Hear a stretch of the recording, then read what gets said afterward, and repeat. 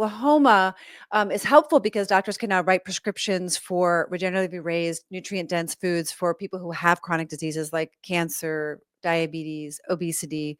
But I'm thinking to myself, we also need to get what about all those other people who want to prevent those chronic diseases?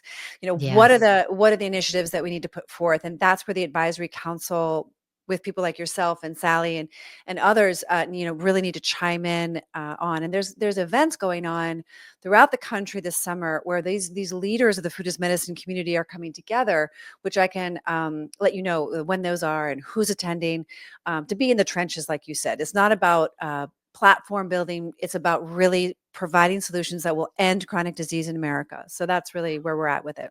Oh my gosh, that's a powerful, powerful goal.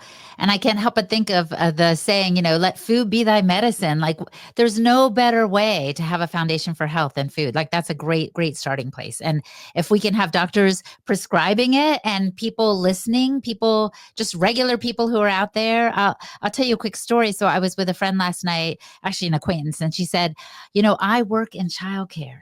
And she said, I can't begin to tell you how many children have meltdowns, headaches, anxiety. And I say to the parents, and she doesn't even have a nutrition degree or anything, but she said, I say to the parents, like, what if we worked on their diet a little bit? And the parents are like, oh, it's too hard.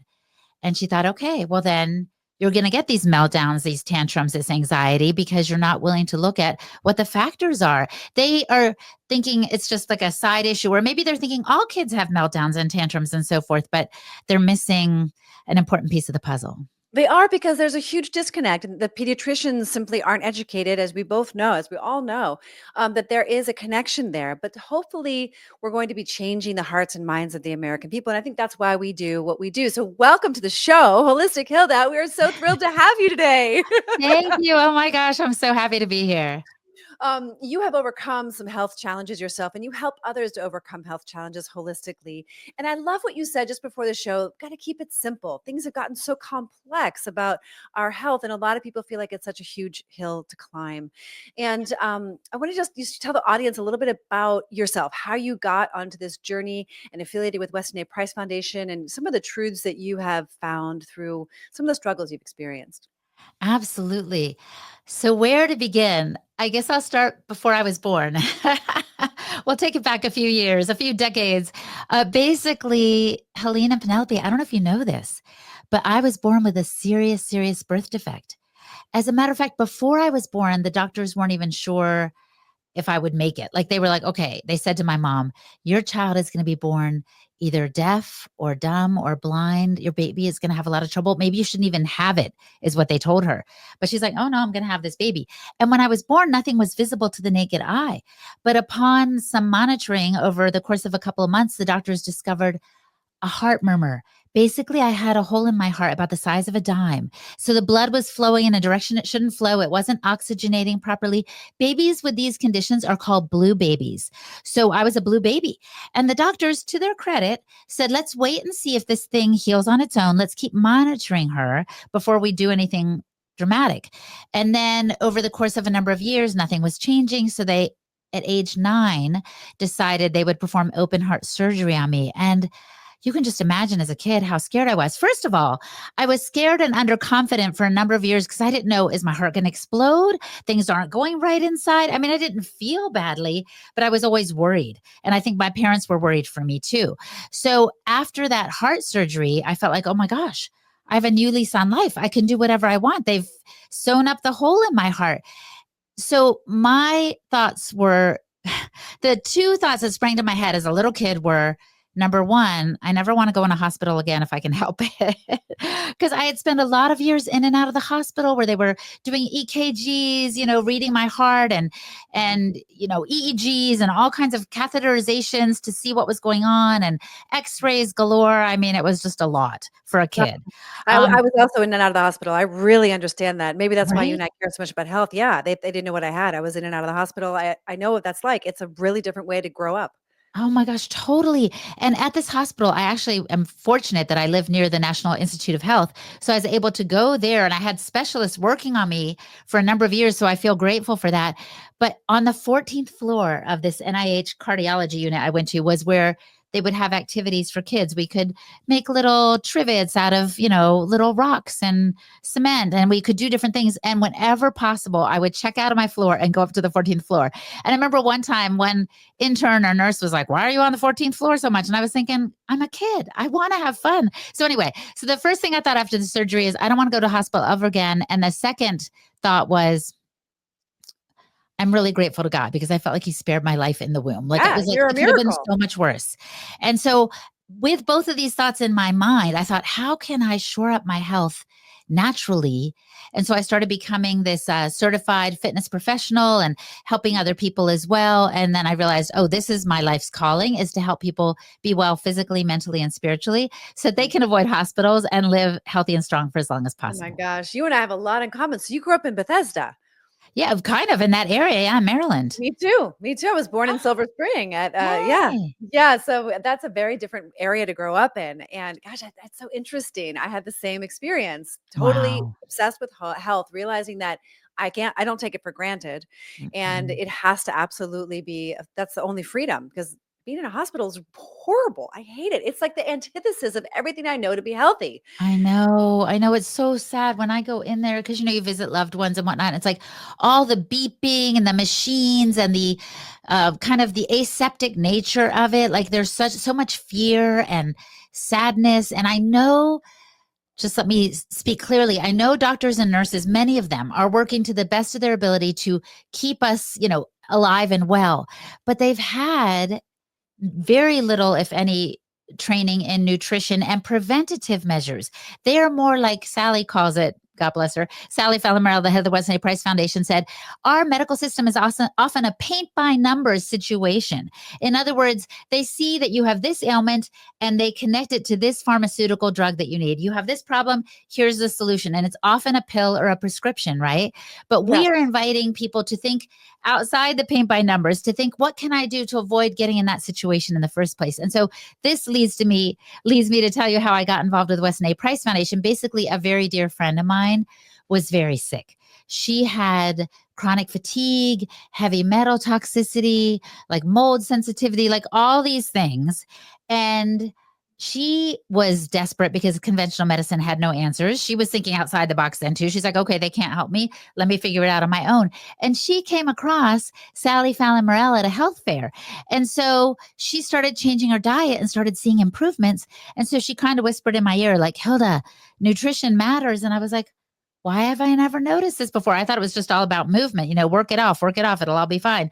So that was my introduction to the Weston A. Price Foundation. And then I can tell you more as we go along. That's incredible. So did you get involved before Dr. Cowan was involved? No, no, he was definitely before me.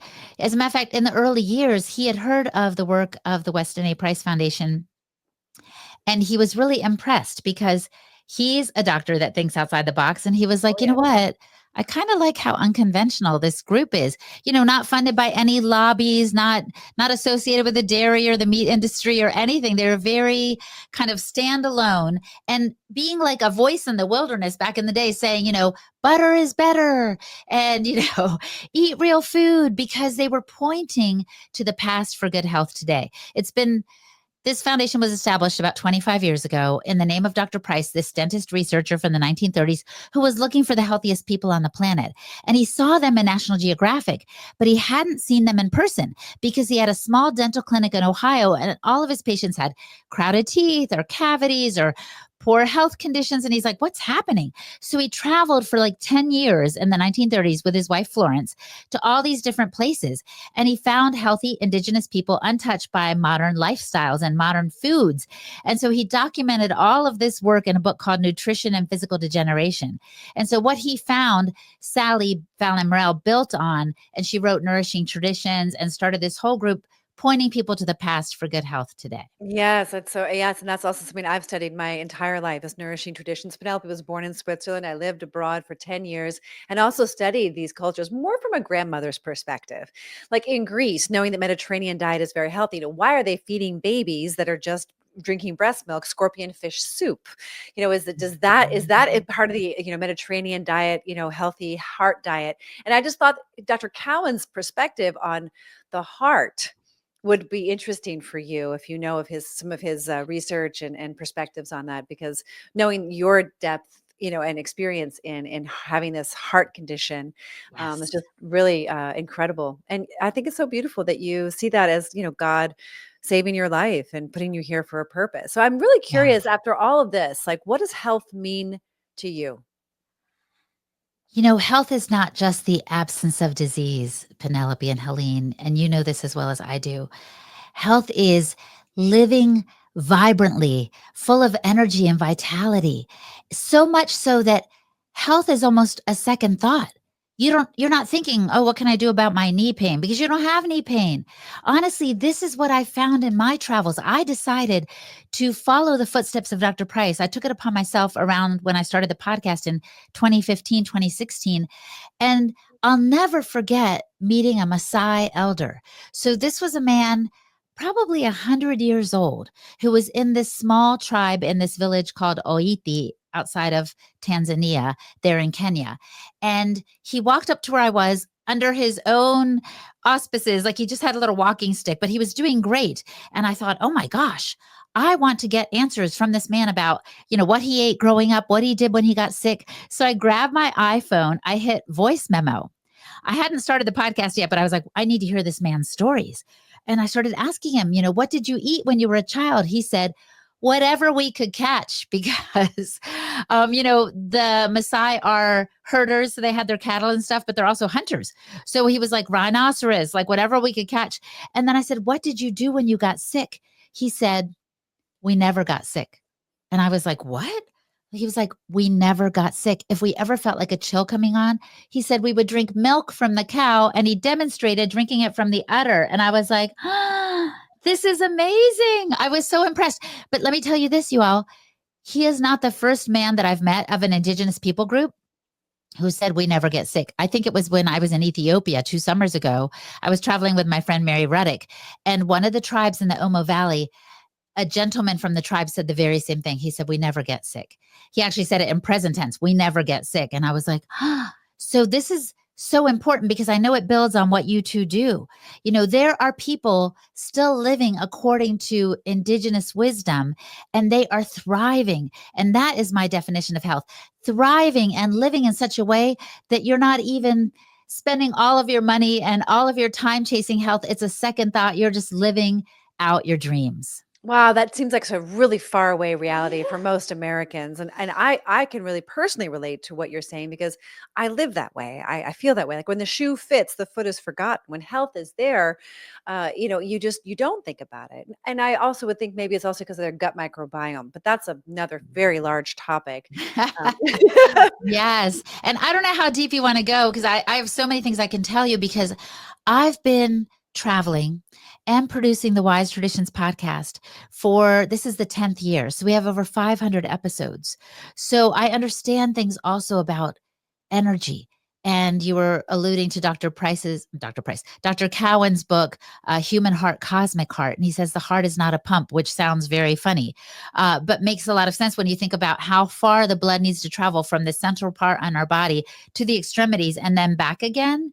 Like he suggests it has to do with electromagnetism, and we are electric beings. Anyway, I could go on and on in so many directions, but I actually do like to keep it simple, because I feel like there's something profoundly healing in the most simple ancestral secrets that we can adopt today for good health. Well, that is a great lead in, because I'm sure our audience is burning to know what they are, because a lot of people listening to our podcast are obese and having ill health and are very confused about what direction to take. So what are some of, like, what are three things that you think moms especially can do to really get healthy? Things that maybe that they don't know, that aren't on their radar. Okay. I'm so glad you asked. And just to be clear, too, I'm a mom of four. They're now four young adults, but I started out with them all kind of, tugging on my shirt and needing me at every turn. And I was just desperate for 5 minutes alone. So mamas, I feel you. Let me just start off with that. I had four kids in 5 years, actually. And it was quite busy. My womb felt like an accordion, in and out and in and out and in and out. But I'm grateful.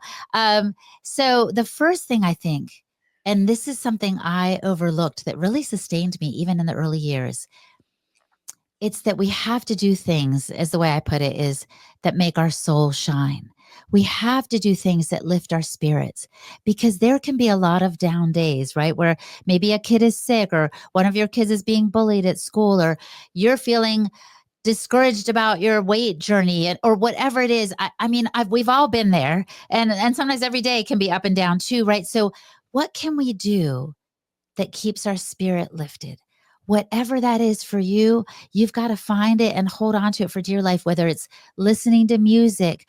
I used to teach exercise classes, and that was my 3 hours of sanity in the week, because I taught several times a week, where I just got a break and I got to move and not think about whose nose I needed to wipe or what I needed to make for dinner. Like, it's a lot. I know it's a lot. And part of the reason it's a lot, I think, nowadays is because we've forgotten the importance of community, which is one thing that makes the people shine that I visit. Like, they have each other. Someone else can hold the baby while you're making dinner. We don't have that. We live in our isolated little houses in the US, especially. So I would say to the mamas, it's not easy, but you do need to find and take little steps to make your soul shine. For me, I will tell you, it means gratitude. I start and end my day with gratitude. I have a little gratitude journal. I write down a few things I'm thankful for at the beginning of the day. At the end of the day, when I lay my head on the pillow, I think of what I'm thankful for. And as a Mm. Christian, I also look for inputs that encourage me, podcasts or just the Bible, words of encouragement to remind me that I'm not alone, right? That really matters. But even if you're not a person of faith, I think if you take a step to develop that attitude of gratitude, it goes a long way, more than we may realize, for our well-being. I agree. Yeah. And even Dr. Hawkins' work emphasizes that gratitude really shifts these lower vibrational emotional states into higher vibrational emotional states. And gratitude and love, it's not just love that's at 1,000. That's how he rates it. It's love and gratitude. So Oh, gratitude is an incredibly powerful shift. And sometimes it can feel superficial. But when you can really get into that embodied sense of gratitude, is when I personally feel like it shifts everything. Like that embodied sense, instead of being like, I know I should be grateful and I'm feeling guilty that I'm not grateful. And I think a lot of people struggle with that, like, mm. cliche gratitude.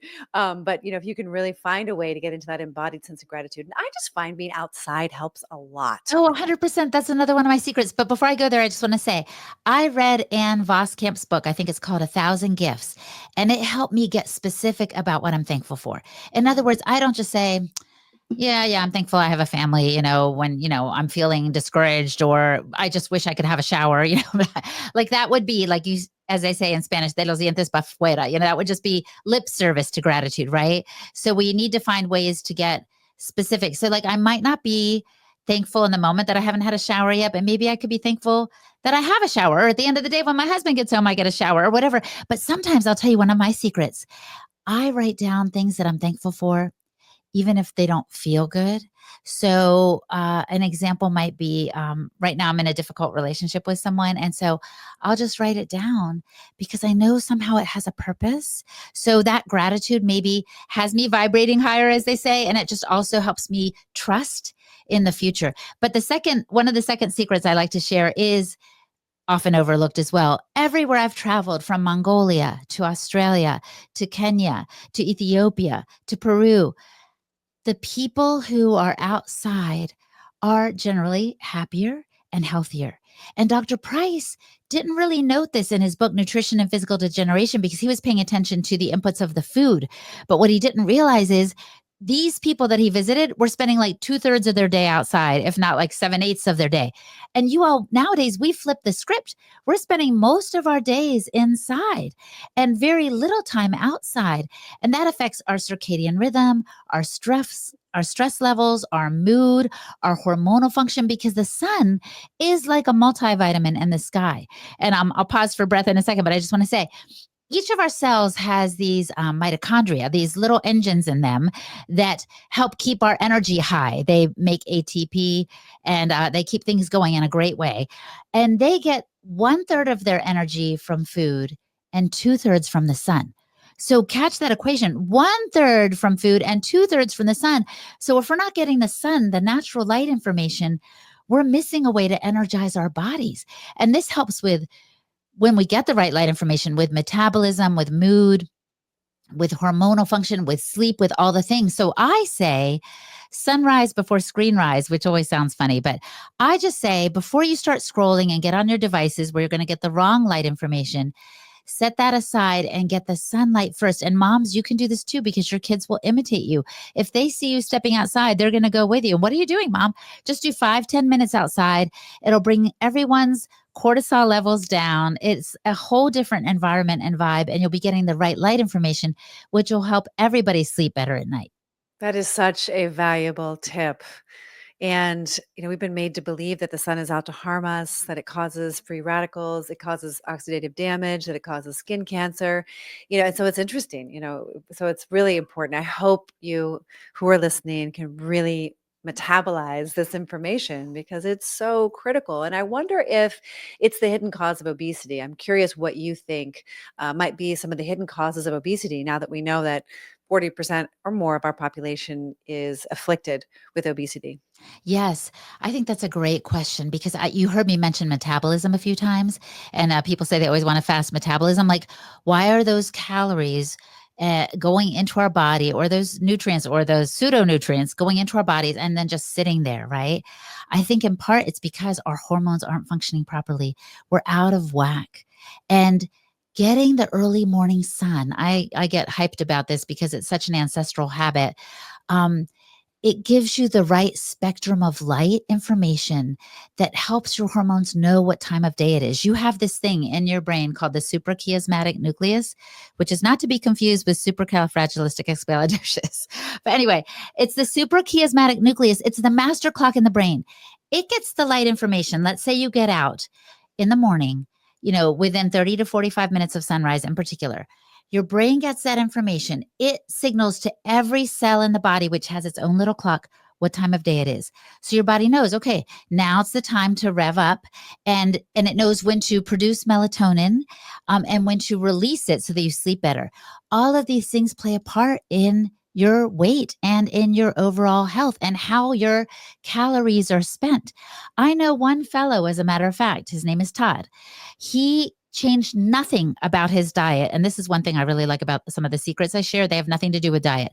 He changed nothing about his diet except he started getting the morning sun. And within a matter of weeks, he had lost weight. Now, I'm not saying it's a panacea, but it's something to try that's a little bit different.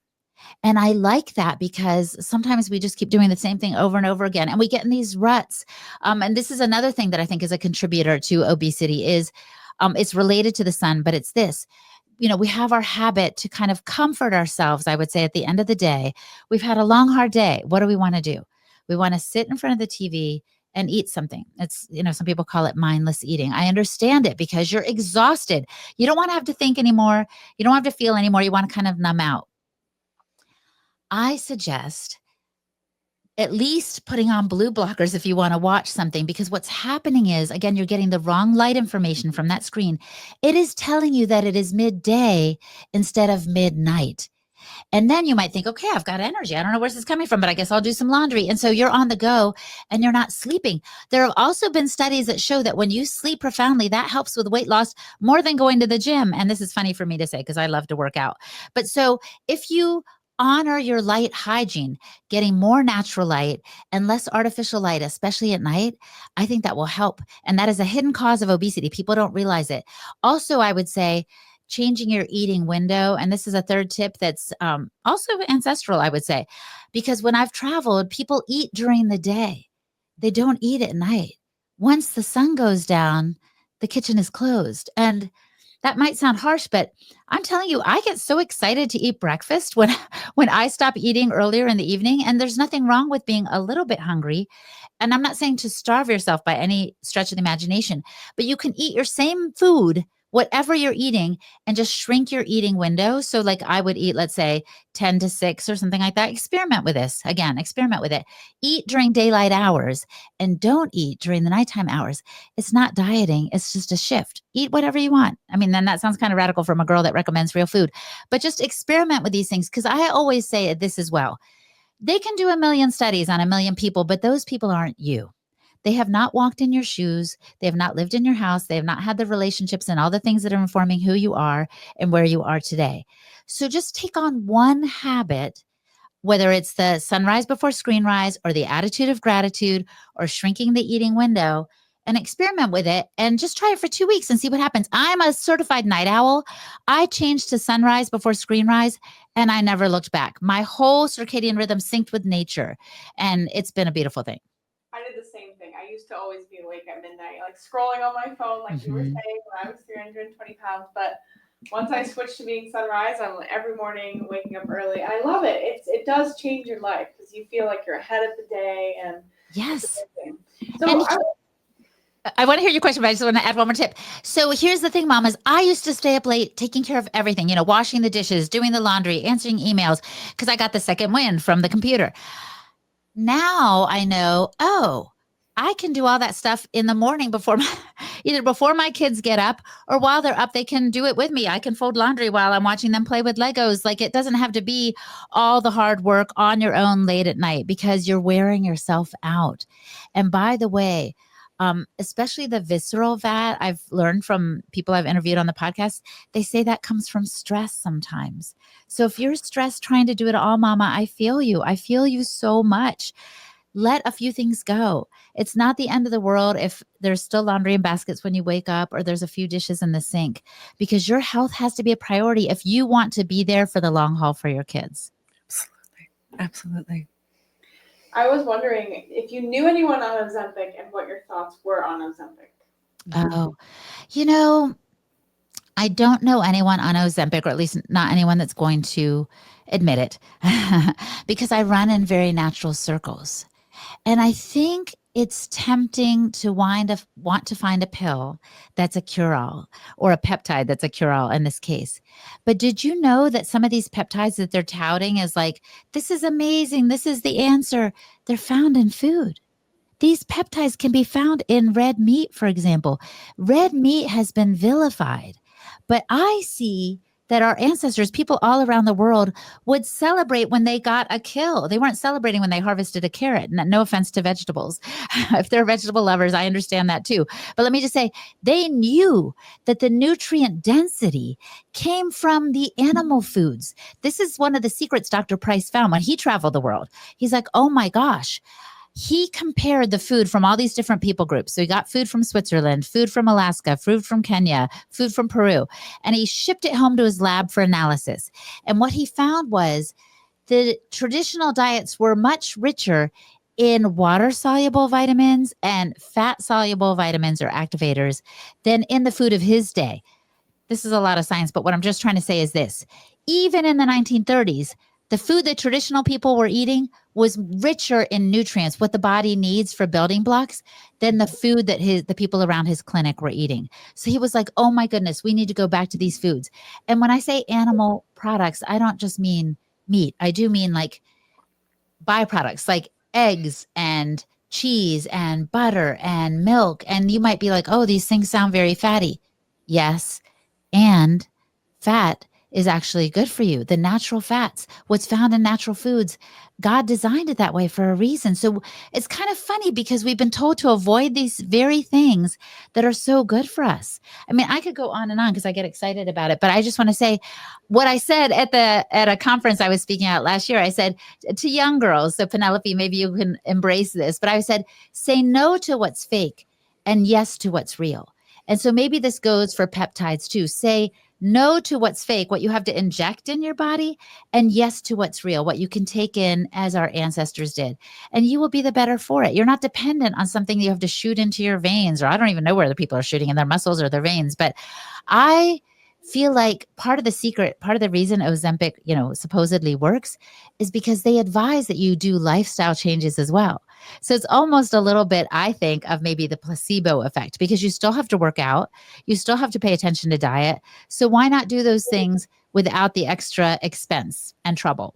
That's what I'm saying. And I don't know why that. I feel like doctors are so easy and quick to just prescribe it because it's like the easy thing to do. But I'm like, what if we were giving them the tools, like you just said, like, hey, try eating these real foods for just a month and just only eat that and really commit to it. And let's see how you feel.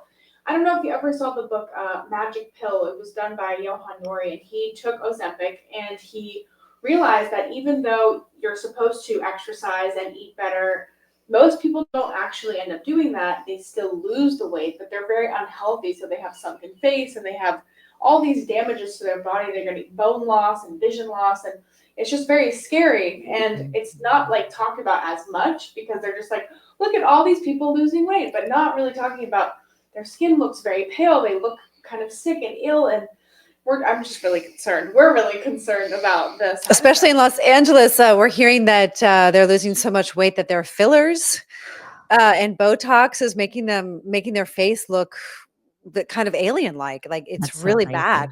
Yeah, and then they're all having to get complete facelifts because the fillers are just, yeah, it's really Yeah. shocking. One thing leads to the next. But yeah, you know what? This is the thing. I've said this before too, but we sacrifice our health at the altar of convenience.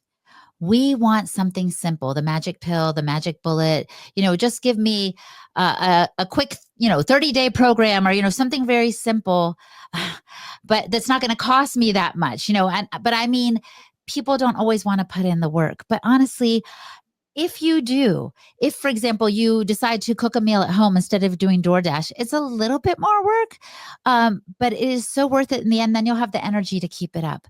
You've got to kind of, as they say, trust the process, I think. And this is why I love all the indigenous people I visited around the world, because they are willing to put in the work. Sometimes they don't have the labor saving devices, and that kind of saves them. I'll tell you a quick story. So when I was in Ethiopia and I was visiting this village, along the Omo Valley, my guide and translator said, Hilda, I'm trying to raise money so these kids can have shoes. And I didn't say anything to him right off the bat. But later I told him, Muiwe, I think his name was, I said, I actually think it's good for the kids to be grounding. Like we think, oh, tennis shoes are the thing. That way they can run farther or faster, but it's also limiting our contact with the earth. And maybe I've just gotten too crunchy now. I don't know.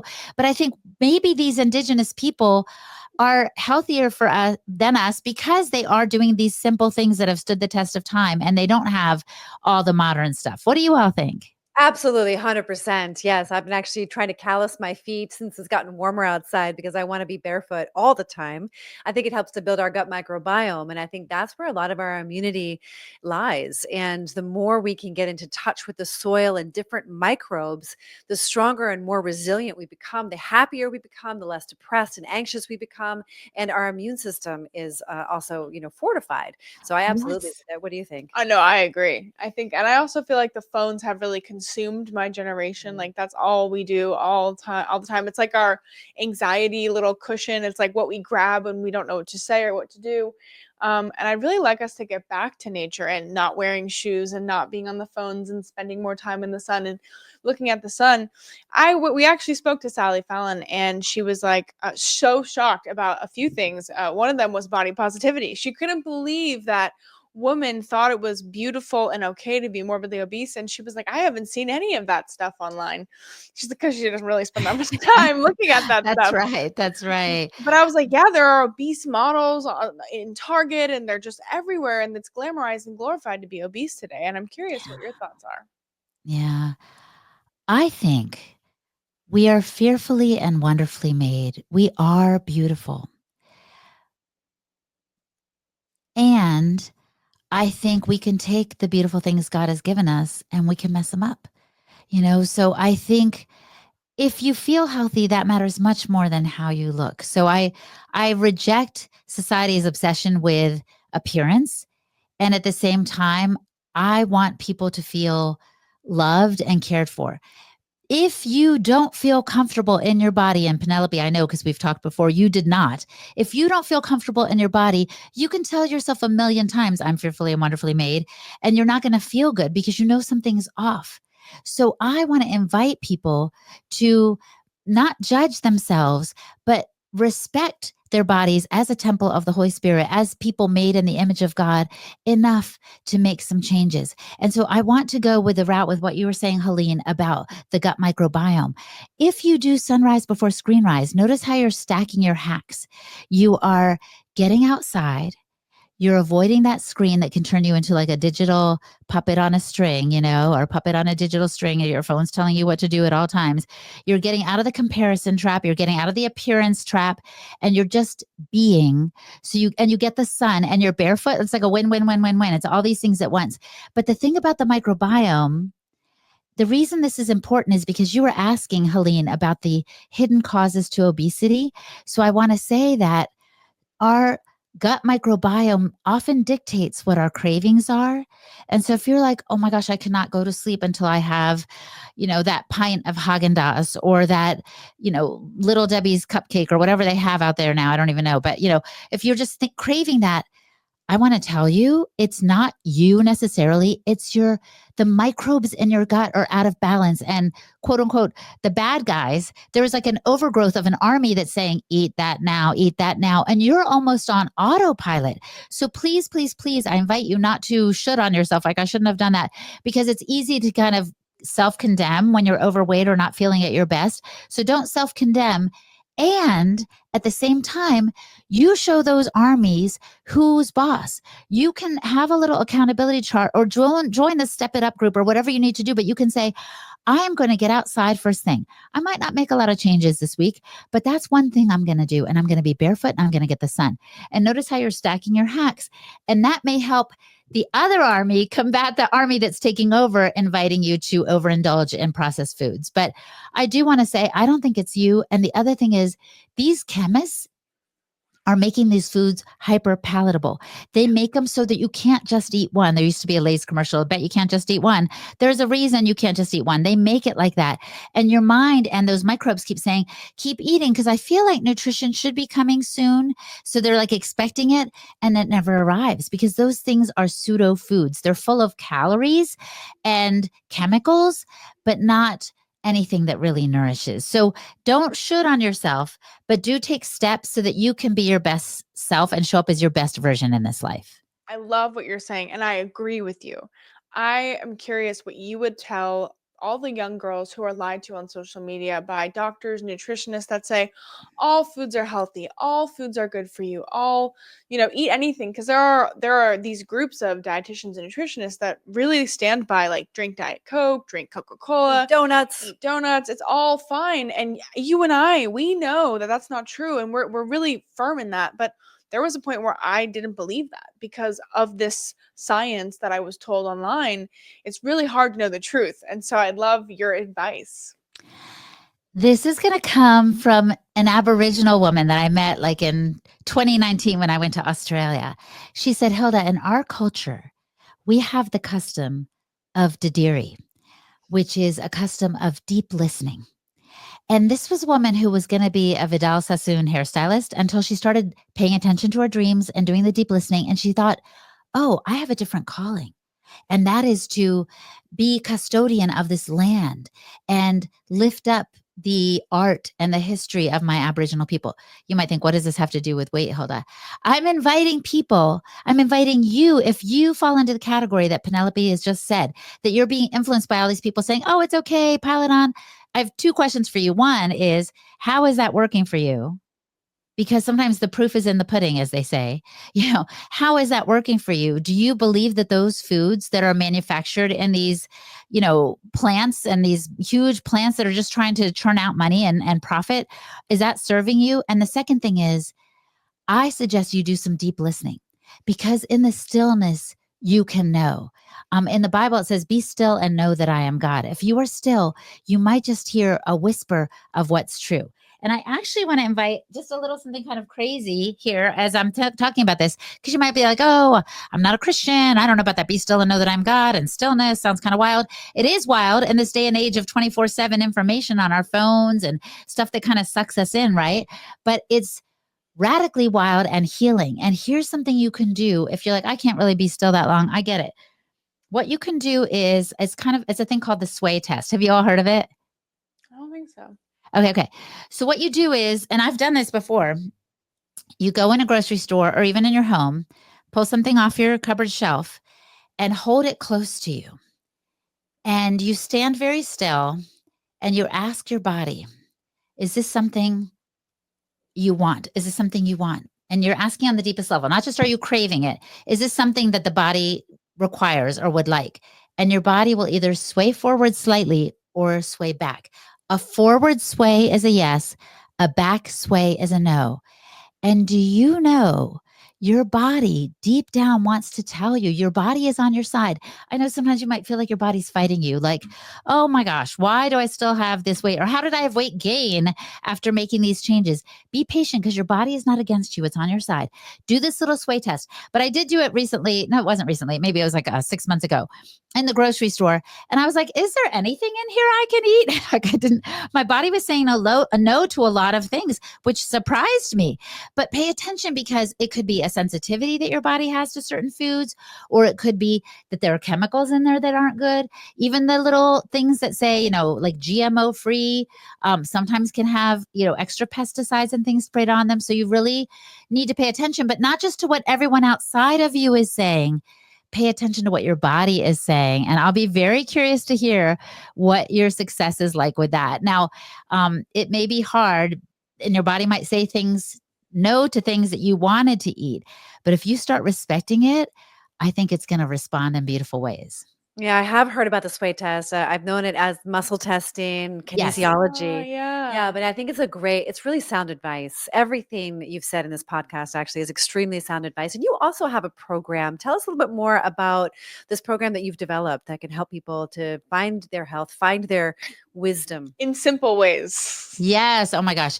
I think we overcomplicate health so much. It's like, a colon cleanse here and, coffee enema there. I don't know. And these circles can get so radical. I'm like, wait, what did our ancestors do to stay healthy and vibrant, to detox, to do things that made their soul shine? So I've developed a very simple little course. It's called Health for the Long Haul, because I don't just want it for today, right? We don't just want it for today. We want it for a long time. And so I invite people to walk through 6 ancestral secrets with me. And they're very simple. They're like some of the things I've shared with you, but I talk about the science behind them and tips for applying them. And I offer support, especially at the beginning and the end, some one-on-one time for goal setting and then for celebrating successes at the end. It's really fun. And so people can do it in 6 weeks. It's kind of self-guided videos and stuff, but lots and lots of resources to keep it simple, because I really don't like all of the stuff that's too out of reach that I think our ancestors would never have done. I've never been a fan of like methylene blue or, certain things. I'm just like, okay, that's going a bit too far. Let's keep it simple and take steps in the right direction, because the more we embrace small habits over the course of time, the more we can live into the best version of ourselves. So true. So true. Is there any words as we wrap today, like words of wisdom that you'd like to share with our audience of women and some men who are really looking to find their way with their health in a system that they're starting to distrust more and more? Mm-hmm. Well, I think your distrust may be well placed. The longer I interview people on the podcast and the more I talk to Indigenous people, I'm like, why, oh, why do we think, we need pills or even, dare I say, you maybe use these in your program. I don't know. I kind of like some of the gadgets. Okay, let me just say, I kind of don't mind like a little sleep tracker now and then, or a CGM, a continuous glucose monitor, to see how your body responds to food and blood sugar spikes and stuff. But I also think, guess what? I can wake up in the morning and figure out if I'm well rested. I can tell if I have a blood sugar low, which means I had a blood sugar high and that I'm on the blood sugar roller coaster, right? I don't need all of these external devices. I think we're really outsourcing our health in ways we don't have to. And that's why I was saying earlier, I really want to invite each of you to just make one small change. Take on one small habit: sunrise before screenrise, attitude of gratitude, any of the things I've shared, perhaps just going to real food or doing the sway test in the grocery store, listen to your body. There's so many things, but a lot of it is, how does this work for me?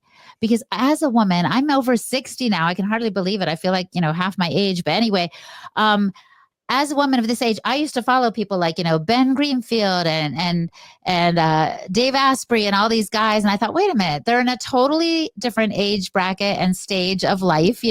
Why am I trying to do what they're doing? And so you might see someone online with like a perfect body, but set the phone aside. your body is perfectly able to serve you well, and it really wants to. It's on your side. So I would say stop outsourcing your health and start looking a little bit more inward and upward. So beautiful. Such sound advice. I hope everybody listening today really takes to heart what she said to me. Everything that you've been saying is true. And if people could take this advice and implement it, it's free. They can do it right now, today, the next meal, the next morning. It's absolutely possible. And I'd love to hear your comments below. And we're going to put all the information, how you find Holistic Hilda, in the show notes. And we just would love for you to share this podcast with somebody you think will make a difference for. Subscribe if you haven't already. And we will see you all the time. Thank you. Thanks, y'all.